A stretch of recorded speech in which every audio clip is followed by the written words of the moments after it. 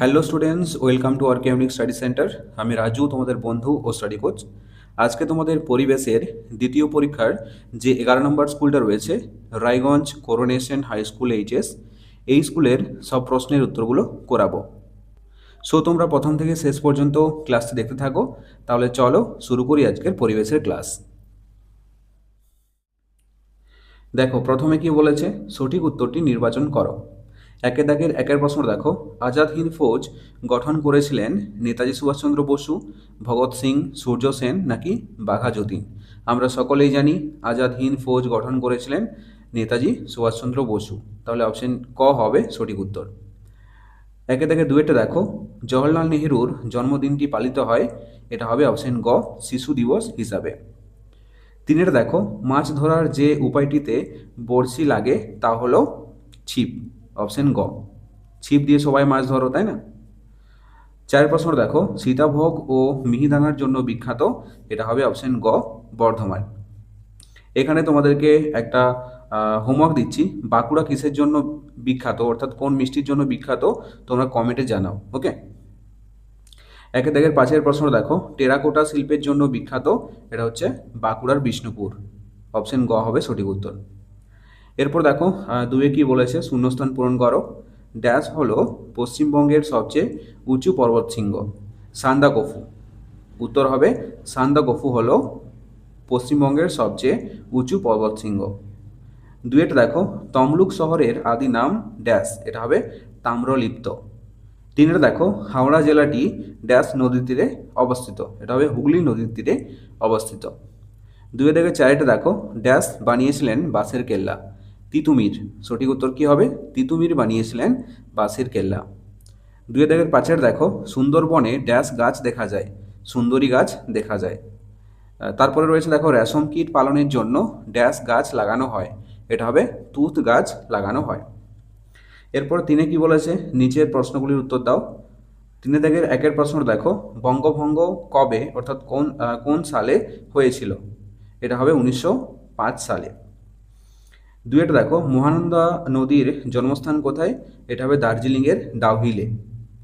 তিনের দেখো, স্কোয়াশ ফলের গাছ কোন গাছের মতো দেখতে? এটা হবে ঝিঙে গাছের মতো দেখতে। এরপর দেখো, চারের প্রশ্নটা কি বলেছে, হারভেস্টার কি? তাহলে এর উত্তরটা দেখো, তোমরা উত্তরটা এখান থেকে লিখবে, ধান কাটা ও ঝাড়ার আধুনিক যন্ত্রই হলো হারভেস্টার। আরেকবার বলছি, ধান কাটা বা ঝাড়ার আধুনিক যন্ত্রই হলো হারভেস্টার। ওকে। এরপর দেখো, পাঁচেরটা কি বলেছে, কোন শহর কয়লা খনির জন্য বিখ্যাত? আমরা সকলেই জানি রানীগঞ্জ। ওকে। এরপর দেখো, চারে কি বলেছে, বাম স্তম্ভের সঙ্গে ডান স্তম্ভ মেলাও? বাম স্তম্ভে কি রয়েছে? মানুষের স্বাস্থ্য। এটা কি? এটা হবে একটা সম্পদ। তাহলে ঘয়ের সঙ্গে মিলিয়ে দাও। তারপরে আছে দেখো বারুইপুর। বারুইপুর কিসের জন্য বিখ্যাত? হচ্ছে পেয়ারার জন্য। তাহলে মিলিয়ে দাও জয়ের সাথে। তারপরে আছে বাক্সের মতো। বাক্সের মতো কি? এটা হচ্ছে ঘুনি। ঘুনি দেখতে বাক্সের মতো হয়, তাই না? এরপরে আছে দেখো গঙ্গার উৎপত্তি। গঙ্গার উৎপত্তি কোথায়? এটা হচ্ছে সরি গঙ্গোত্রী হিমবাহ। ওকে। এরপর আছে দেখো দার্জিলিং। দার্জিলিং হচ্ছে দার্জিলিংয়ে অবস্থিত কি? সিঙ্গালীলা পর্বতশ্রেণী, তাই না? তাহলে দার্জিলিংয়ের সঙ্গে মিলিয়ে দাও খ। এরপরে আছে দেখো শিক্ষক দিবস। শিক্ষক দিবস কার জন্মদিন হিসাবে পালিত হয়?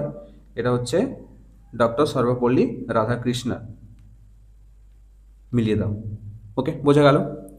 এরপরে আছে দেখো পাঁচে কি বলেছে, যে কোনো চারটি প্রশ্নের উত্তর দাও। পাঁচে দাগের একের প্রশ্ন দেখো, নিত্যবহ নদী কাকে বলে? একটি উদাহরণ দাও। তাহলে দেখো উত্তরটা। উত্তরটা এখান থেকে লিখবে যে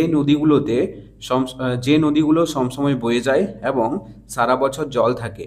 আরেকবার বলছি, যে নদীগুলো সবসময় বয়ে যায় এবং সারা বছর জল থাকে, সেই নদীগুলোকে বলা হয় নিত্যবহ নদী। উদাহরণ দেখো গঙ্গা। একটা যেহেতু উদাহরণ বলেছে সেহেতু গঙ্গা লিখবে, আর যদি দুটো বলে তাহলে এখানে লিখবে তিস্তা আর গঙ্গা। ওকে। এরপর দেখো পাঁচের দাগে দুইয়ের প্রশ্নটা কি বলেছে, নদীমাতৃক সভ্যতা কাকে বলে? একটি উদাহরণ দাও। উত্তরটা লিখবে তোমরা এখান থেকে, পুরোনো দিনের কিছু কিছু শহর আজও দেখা যায়, সেই সব শহরে মানুষ ইটের বাড়ি বানাতো। যেমন হরপ্পা সভ্যতার বাড়িঘর, সেগুলো পোড়া ইট দিয়েই বানানো হয়েছিল। আগুনে পোড়া ইট, ঘর বাড়ি ছাড়াও পথঘাট বানাতো ইট দিয়ে। আহ, নর্দমাগুলোও ইটের হতো। জল ধরে রাখার মতো বড় বড় চৌবাচ্চাও ইটের তৈরি হতো। জানো, সেই পুরনো যুগে নদীর ধারেই সভ্যতা গড়ে উঠত। নদী ছিল তাদের মায়ের মতো, তাই ওই সব সভ্যতাকে নদীমাতৃক সভ্যতা বলা হয়। এখান থেকে এতটা পর্যন্ত লিখবে, আর উদাহরণ বলেছে তাও লিখবে হরপ্পা সভ্যতা। ওকে, এরপর দেখো 3 দাগের প্রশ্নটা কি বলেছে, ভগিনী নিবেদিতাকে কেন আমরা শ্রদ্ধা করি? তাহলে এর উত্তর দেখো, এখান থেকে লিখবে, ভগিনী নিবেদিতা নিজের জীবনের পরোয়া করেননি, প্লেগ রোগীদের সেবা করেছেন। বেগম রোকেয়া মেয়েদের পড়াশোনা শেখানোর জন্য চেষ্টা করেছিলেন। এরা সবাই আমাদের শ্রদ্ধার মানুষ, তার জন্য আমরা ভগিনী নিবেদিতাকে কি করি? শ্রদ্ধা করি, তাই না? তাহলে এখান থেকে এতটা পর্যন্ত লিখবে। এরপরে আছে দেখো 4 প্রশ্নটা, ডিভিসি এর পুরো নাম কি, এর উদ্দেশ্য কি ছিল? তাহলে দেখো, ডিভিসির পুরো কথাটার মানে হলো দামোদর ভ্যালি কর্পোরেশন। এটি কী জন্য তৈরি করা হয়েছিল? এখান থেকে লিখবে, বন্যা বন্ধ করার জন্যই ডিভিসি করা হয়েছিল। ঠিক ছিল, পাহাড় থেকে দামোদর নদী দিয়ে গড়িয়ে আসা বর্ষার জল জমিয়ে রাখা হবে।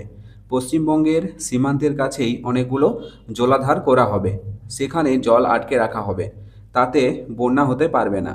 পরে সেই জল অল্প অল্প করে ছাড়া হবে, তাতে এই অঞ্চল সারা বছর চাষ করার জল পাবে। এখান থেকে এতটা পর্যন্ত লিখবে। এরপর দেখো 5 প্রশ্নটা, অর্থাৎ শেষ প্রশ্ন কি বলেছে, লুপ্তপ্রায় মাছগুলিকে আমরা সংরক্ষণ করব কিভাবে? তাহলে দেখো এর উত্তরটা, প্রথমে লিখবে এখান থেকে যে বড় ফাঁদির জাল ব্যবহার করে মাছ ধরতে হবে, যাতে কি হবে, মোরলাগুলো যাতে ধরা না পড়ে। তাহলে কি হবে, মোরলা মাছগুলো বেঁচে যাবে। তারপর এখান থেকে লিখবে যে এখান থেকে জলের মধ্যে গাছ থাকলে সেখানে কই, খলসে, নাদোস থাকে। বেলে, মাগুর, সিংহীদেরও সেখানে রাখা যায়। এদের জন্য আলাদা পুকুর রাখতে হবে, সেখানে মাছ চাষ করা যাবে না। তারপর এখান থেকে লিখবে যে পঞ্চায়েত একটা দুটো পুকুরে এভাবে দেশি মাছ সংরক্ষণ করতে পারে।